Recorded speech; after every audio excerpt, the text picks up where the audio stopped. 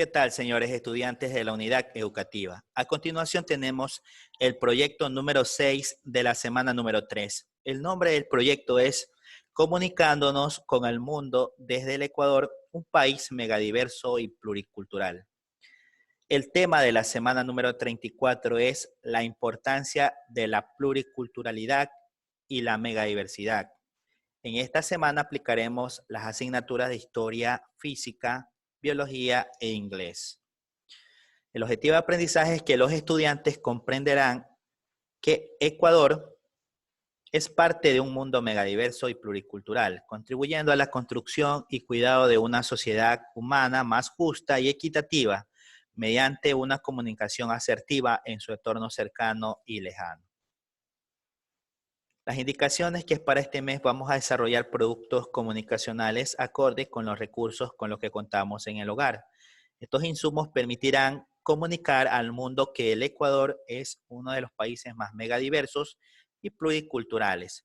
Para ello podemos usar los siguientes recursos materiales como son los libros de texto, cartón, material reutilizable, guías telefónicas o cuadernos utilizados, témperas, tintas, pinceles, estiletes, pegamentos, cuadernos, hojas de trabajo, lápices, esfero borrador, lápices de colores, marcadores, calculadoras y juegos geométricos. Recuerda que puedes utilizar todos estos materiales que estén a tu alcance en el hogar. Además, respecto de los números de páginas referenciados en la ficha, ten en cuenta que dependiendo del libro de texto que tengas pueden variar levemente. Por lo tanto, fíjate además en los temas tratados para mayor precisión. La actividad número 1. Lee el siguiente texto. El choque cultural en América. Cuando dos culturas se ponen en contacto, se presentan fenómenos de intercambio de cultura y costumbres que modifican a ambas sociedades. Pero cuando un pueblo conquista a otro, en lugar de un intercambio, existe una imposición violenta de la cultura del más fuerte y la destrucción de la identidad del vencido. En las guerras de conquista, la ventaja de las armas de fuego permitió a los españoles someter a los indígenas, quienes no pocas veces enfrentaron emboscadas por recibir con hospitalidad a quienes con frecuencia consideraron sus huéspedes.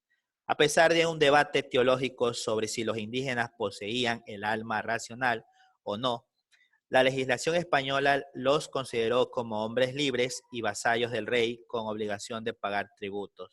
Para eso, con la colaboración de caciques y nobles, fueron sometidos a relaciones esclavistas para la explotación, que en la práctica solo beneficiaron a los españoles para extraer y acumular riquezas metálicas y de la tierra. La encomienda es un grupo de indígenas que era llevado a una concentración para que trabajaran en labores cuyos productos beneficiaban al encomendero español a cambio de una pequeña retribución que no les permitía mejorar sus condiciones de vida. La mitad, los indígenas de una comunidad eran sorteados para trabajar durante un tiempo determinado en las propiedades de los españoles. El yanaconazgo permitía esclavizar permanentemente a los pueblos prisioneros de las guerras de conquista sin percibir remuneración alguna. Toda esta información fue obtenida del texto de historia del tercer curso de la página 55. 2. Realiza la siguiente actividad. Elabora un organizador gráfico de tu elección sobre la base del texto anterior. Allí les voy a dejar mi ejemplo. El título de mi organizador gráfico es El choque cultural en América.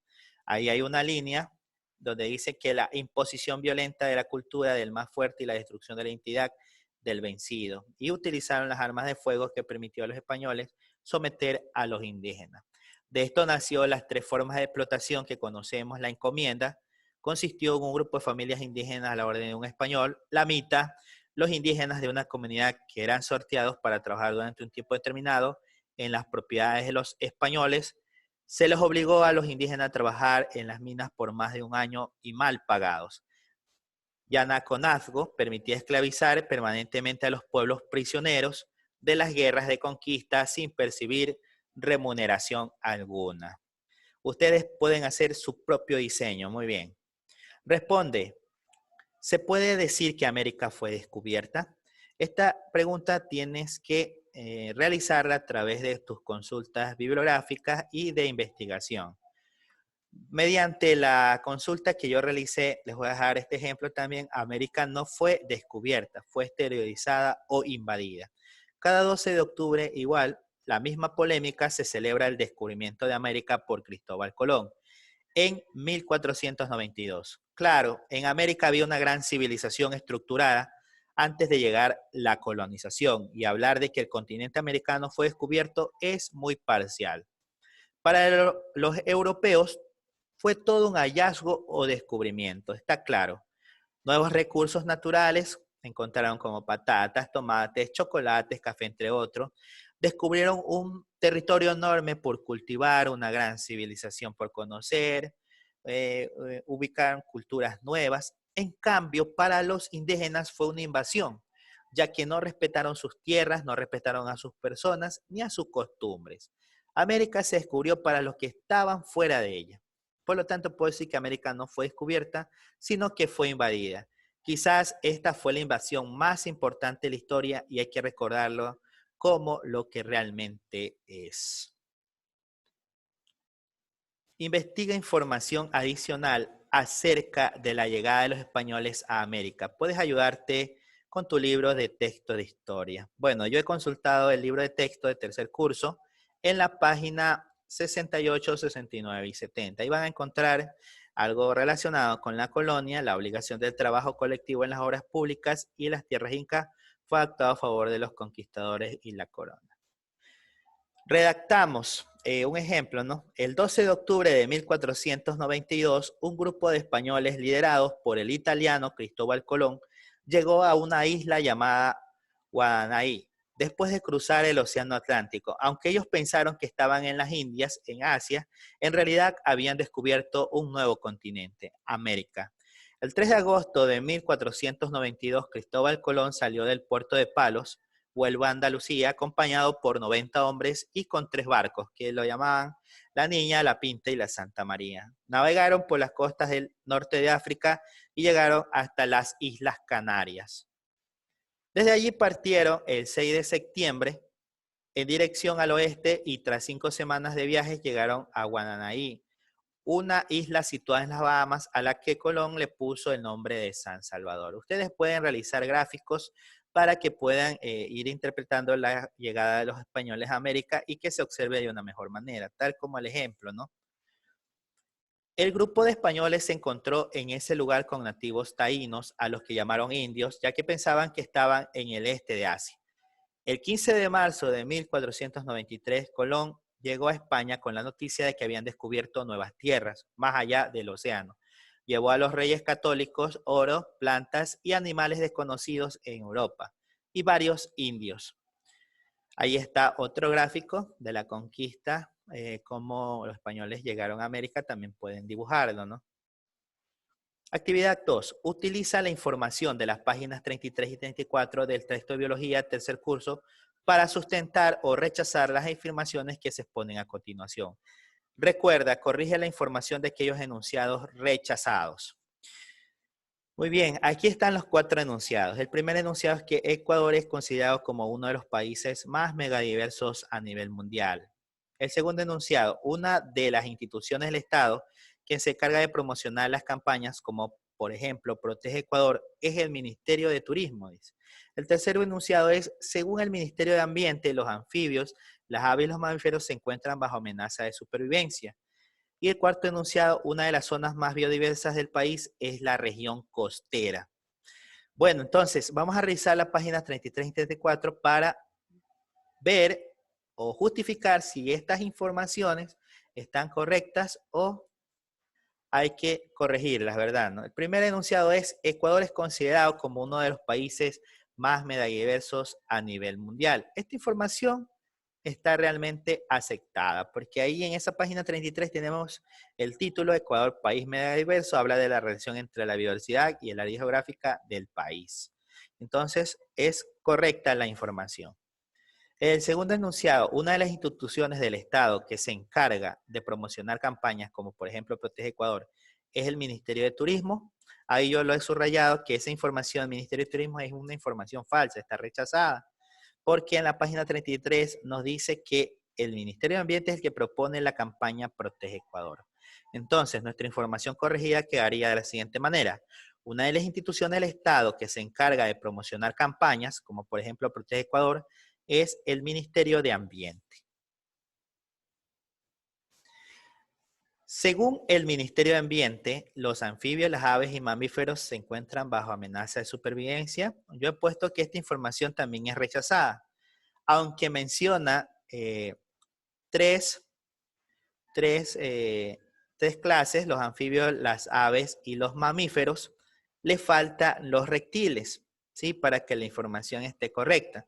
Porque en esta página nos dice que 1.252 especies de vertebrados que se encuentran bajo amenaza, de los cuales 217 son mamíferos, están los mamíferos, 238 son aves, están las aves, y ahí miren, están 276 son reptiles. Por lo tanto, a ese enunciado le faltan los reptiles.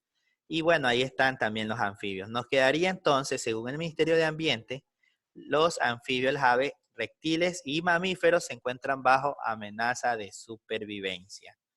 Faltaría una clasificación que son los reptiles entonces. Una de las zonas más biodiversas del país es la región costera. Ahí subrayé la región costera, es información rechazada, porque claramente en la página 34 nos dice que la zona más biodiversa del país está en la región interandina.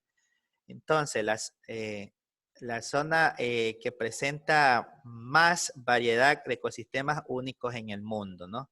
Entonces, se quedaría una de las zonas más biodiversas del país es la región interandina. Lee el siguiente resumen ejecutivo presentado como parte de la investigación científica realizada por el Ministerio de Ambiente del Ecuador con el apoyo de otras instituciones vinculadas al cuidado ambiental. Ecuador es uno de los países con mayor biodiversidad de anfibios en el mundo y con una alta concentración de especies amenazadas. Según las estadísticas de la CITES, Convención sobre el Comercio Internacional de Especies Amenazadas de Fauna y Flora Silvestre, se reportaron más de 800 especies nativas en de Ecuador en comercio, tanto de origen silvestre como reproducidas en cautividad o propagadas artificialmente. Dos de estas especies se cree que son endémicas de Ecuador, pero fueron comercializadas como reproducidas en cautividad y propagadas artificialmente por países que no son del rango de distribución. La mayoría de estas especies no son utilizadas por Ecuador para el comercio internacional y puede representar una oportunidad para el desarrollo de programas adicionales de uso sostenible de vida silvestre en el país. Responde las siguientes preguntas. ¿A qué se refieren los términos nativo y endémico? Todas las especies son nativas de un lugar, del cual provienen el que se hallan perfectamente integradas al ecosistema. Pero las especies endémicas son además especies nativas que no pueden hallarse en ningún otro lugar del planeta. Es decir, que nunca se hallan como especies exóticas o invasoras, lo cual les hace de ella un caso ecológico mucho más frágil. ¿Sí? Por ejemplo, aquí en Ecuador hay muchas especies endémicas que son propias de nuestra zona, ¿no? ¿Cuál es el mensaje principal del texto? El texto trata de comunicar sobre las especies nativas y endémicas del Ecuador, de fauna y de flora silvestre, y cómo han sido comercializadas de manera ilegal por países que no son del rango de la distribución. Eso es lo que trata el mensaje del texto, ¿no? ¿Cuál es tu opinión acerca de utilizar los recursos naturales como la diversidad nativa y endémica de un país para fines comerciales? Mi criterio, bueno, ustedes pondrán el suyo, mi criterio es que no podemos usar los recursos naturales como diversidad nativa y endémica, ya que estamos desintegrando la vida silvestre de la naturaleza y además vemos que en estas actividades no hay control y que llegan a perder especies endémicas de las cuales nunca se podrá recuperar. Hay recursos que no se regeneran. Debemos cuidar lo nuestro como parte íntegra de la biodiversidad en el Ecuador. Ese es mi criterio. Lee la siguiente información de una especie de ave descubierta en el Ecuador. El colibrí estrella de garganta azul es la especie que fue descubierta en el páramo de la cordillera occidental del sur occidente de los Andes ecuatorianos, a 3.700 metros sobre el nivel del mar. El ave se suma a las 9 especies de colibríes que habitan en el Cerro de Arcos, que está compuesto por laberintos naturales debido a su formación geológica y una cordillera aislada del ramal que construye una isla en medio de la gran columna de los Andes. Francisco Sornosa, científico y ornitólogo, inició el estudio del ave en mayo del año 2017. Contesta las siguientes preguntas. ¿Qué rol cumplen los biólogos en la identificación de la flora y la fauna del país? Bueno, yo he escrito lo siguiente. El rol se ha orientado hacia distintas actividades laborales como la profesional, sanitario, de medio ambiente, a la investigación y desarrollo. También los biólogos se dedican a la industria farmacéutica y agroalimentaria o al comercio y marketing, entre otros. ¿Qué habilidades científicas han desarrollado estos investigadores? Han desarrollado habilidades y competencias teóricas y prácticas relacionadas con las distintas materias de la biología. De este modo aprenden, en otras muchas cosas, a analizar y a caracterizar muestras de origen humano y otros materiales biológicos, caracterizar, evaluar, catalogar, gestionar recursos, realizar cultivos celulares y tejidos, diseñar modelos de procesos biológicos o pruebas funcionales, de determinar parámetros vitales e interpretarlos. ¿Cómo aportan sus investigaciones a la sociedad en general? Aportan, trabajan en laboratorios clínicos para el análisis de reproducción humana, la nutrición, la salud animal, vegetal, así como otros aspectos de la salud pública. Desarrolla sus tareas en centros de investigaciones de empresas, industrias u hospitales. Y también están vinculadas al área técnica de producción y gestión de calidad, la microbiología, toxicología y epidemiología.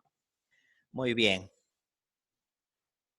Identifica si el siguiente enunciado explica la megadiversidad existente en el mundo o con qué tema está relacionado. Aquí nos dice que Darwin propuso una nueva teoría, una nueva explicación al concepto de evolución, el cual se sostiene que las poblaciones no son homogéneas, sino que existen organismos dentro de una misma especie que varían en cuanto a su forma fisiológica e incluso comportamiento. Además, las proporciones de cada tipo varían con el tiempo. En cada generación las poblaciones tendrán una mayor proporción de individuos que sobrevivan y se reproduzcan con mayor éxito en las condiciones ambientales existentes. Bueno, según la investigación que realicé, esto habla de la teoría de la selección natural de Darwin. Significa que los principios de la selección natural, el primer principio de la variación, los elementos de la población, no todos son iguales. El segundo principio es que de la eficiencia biológica diferencial, los individuos que posean ciertas variantes estarán asociados a una mayor descendencia y la longevidad. Y el tercer principio de la herencia, los individuos tienden a transmitir sus características a la descendencia. Está más bien relacionado con la teoría de la selección natural de Darwin.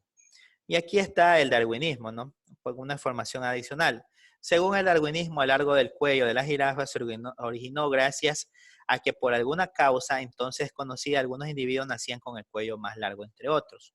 Durante las épocas en las que se escaseaban los recursos alimenticios, solo sobrevivían las jirafas que con su largo cuello llegaban a alcanzar las hojas más elevadas. Al reproducirse transmitían el carácter del cuello más alargados a los descendientes, ¿no?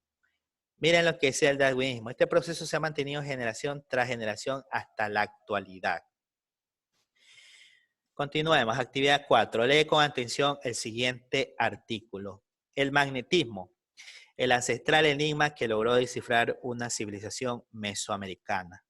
Las tormentas, los movimientos de la Tierra, el origen del Sol, todos estos temas siempre conmovieron el pensamiento de las civilizaciones antiguas ligadas inevitablemente a los fenómenos de la Tierra en la que vivían. El magnetismo, por ejemplo, fue estudiado por Tales de Mileto. El filósofo y matemático griego fue quien descubrió las propiedades de la magnetita al frotarla con el hierro, aunque su explicación era que el mineral tenía una vida o alma que producía aquello. Ahora, un estudio reciente publicado en la Journal de Archaeological Science han descubierto que las esculturas de cabezas gigantes de la gente que vivió en Monte Alto, actualmente en Guatemala, entre el año 500 a.C. y 100 a.C., están magnetizadas, al menos en las mejillas y en el ombligo. Esto reabre el debate sobre la primera civilización que descubrió las propiedades magnéticas, ya que por el momento son todo teorías hipotéticas. Las cabezonas esculturas fueron golpeadas por un rayo. Esto produjo la imantación de estas. A pesar de las elucubraciones de Tales de Mileto, es decir, de las reflexiones de Tales de Mileto, este estudio arroja la luz sobre otras civilizaciones que obtuvieron en su práctica una relación cercana con el magnetismo. Se piensa que los artistas que diseñaron las figuras conocían cuáles eran las partes magnetizadas de la roca, generalmente basalto. Así la distribuyeron por la cabeza para aportar estabilidad. La gente de Monte Alto eligió algunos cantos rodados y moldearon de tal forma que en el magnetismo era perfectamente medible en ciertos puntos de la escultura, resaltó Oswaldo Chinchilla, coautor del estudio, profesor asociado de antropología en la Universidad de Yale. Las investigaciones se centraron en 11 esculturas, de las cuales se analizó la composición de basalto mayormente, aunque también conformadas por hematita, un mineral con propiedades magnéticas. Chinchilla aseguró que también se encontraron evidencias de minerales magnéticos en unas estatuas de la misma civilización, anterior a la Olmeca, que tiene las mismas cabezas características en la zona de México. Lo curioso es que datan del 1400 a.C. al 1000 a.C., mucho antes de que Tales de Mileto pudiera formular ninguna hipótesis. La cultura de Monte Alto es conocida por sus estatuas barrigonas y otras con cabezas gigantes. Además, años antes que la civilización maya, construyeron importantes pirámides. Aunque vivían en la agricultura y tenían un comercio poco desarrollado, se cree que esta escultura se extendió por la zona mesoamericana y pudo influir en los olmecas e incluso en los propios mayas. Indaga sobre los estudios del magnetismo desarrollados por los mayas y por las culturas orientales. Aquí les dejo un ejemplo, ¿no? El misterio de los ombligos magnéticos podemos escribir.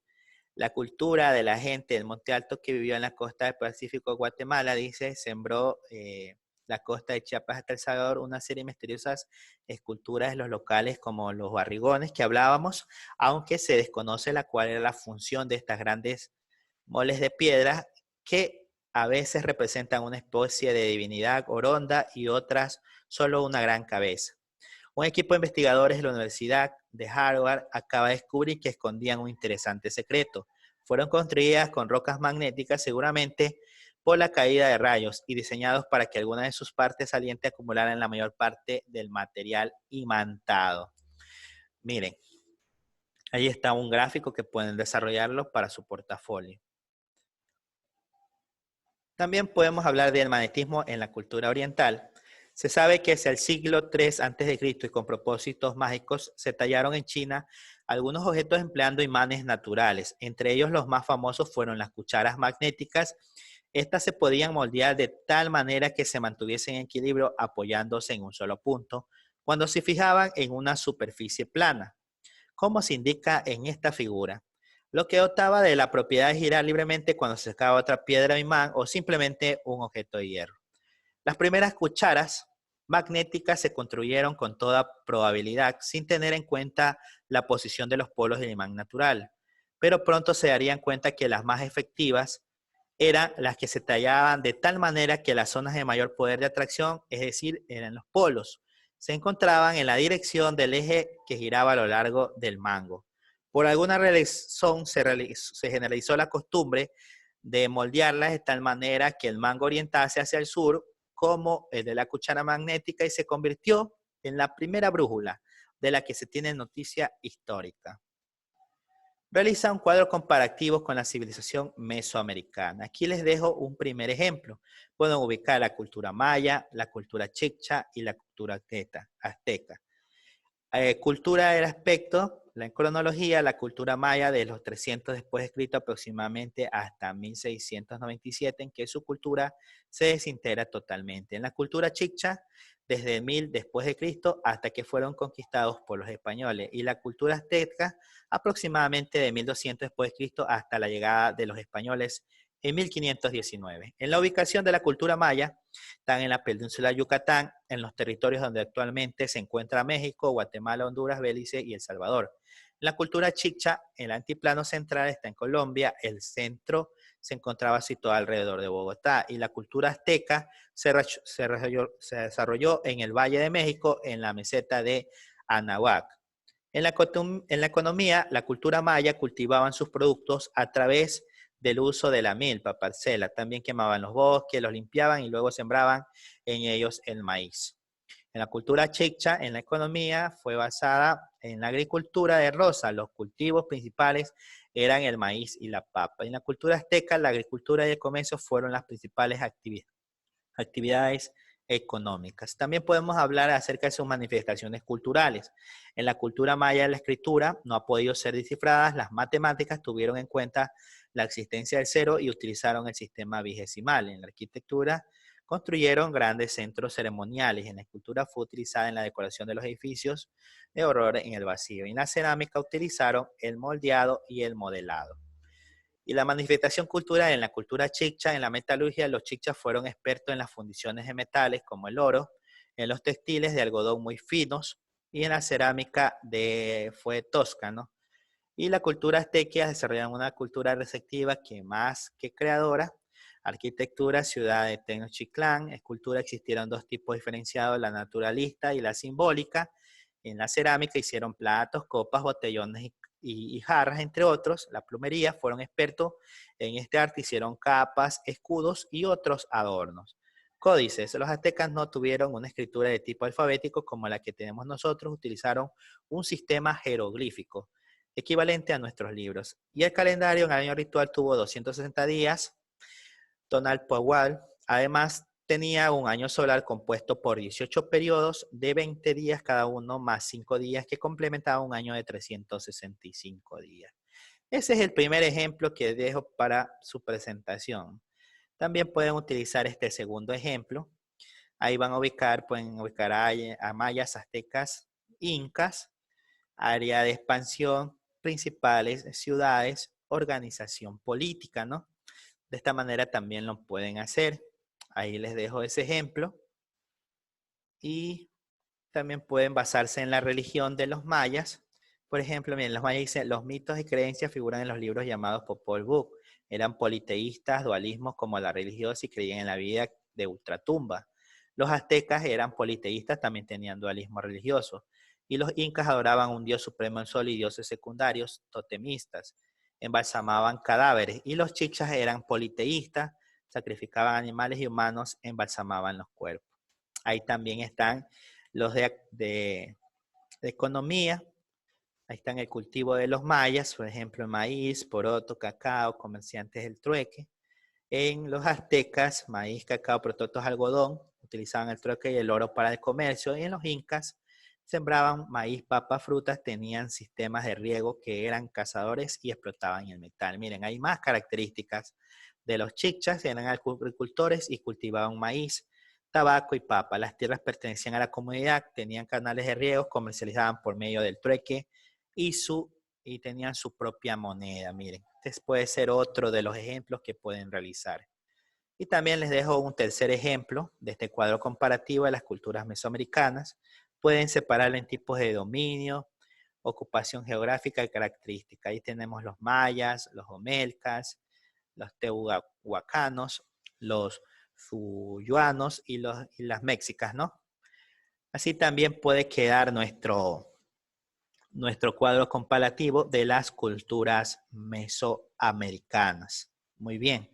Van ubicando entonces cada una de las características. Revisa desde la página 105 a la 115 del texto de física tercero de bachillerato. Con retroalimentación de tu docente, resuelve los ejercicios 14, 15 y 16 de la página 111. Bueno, esto lo vamos a desarrollar en un video del canal, la resolución de estos ejercicios. Esperemos el siguiente video, pero sin antes mencionar que en estas páginas vamos a encontrar el magnetismo, las fuentes de magnetismo, propiedades generales de los imanes, las experiencias de Oersted, la explicación del magnetismo natural, ahí está en la guía del estudio del campo magnético, la descripción del campo magnético con sus respectivas fórmulas, ¿no? También vamos a encontrar la representación del campo magnético, las líneas de inducción, las fuentes del campo magnético, la ley de Biot y de Savart y la circulación del campo magnético, que es lo que vamos a requerir para nuestra resolución de ejercicios, ¿no? Van a encontrar acción del campo magnético sobre las cargas en movimiento, la fuerza magnética sobre una carga en movimiento, la ley de Lorentz, y también vamos a encontrar el famoso teorema de Ampere, que también lo vamos a utilizar en la resolución de nuestros ejercicios de física. ¿Sí? La fuerza magnética sobre un elemento de corriente y las aplicaciones de la fuerza de Lorentz. Estos son los ejercicios que vamos a desarrollar en el video, en el canal. Tenemos el ejercicio 14. Enuncia el teorema de Ampere y explica cuál es su utilidad principal. El ejercicio 15 es un ejercicio de cálculo. Una solenoide formado por 350 espiras tiene una longitud de 24 centímetros. Calcula la inducción magnética en su interior si la intensidad de la corriente que circula por él es de 2 amperios. Y 16, define circulación del campo magnético y escribe su expresión matemática. Repito, esto lo vamos a encontrar en el video ubicado en el canal. Y sin más que decir, estamos terminando el proyecto número 6 de la semana número 3. Muchas gracias, señores estudiantes.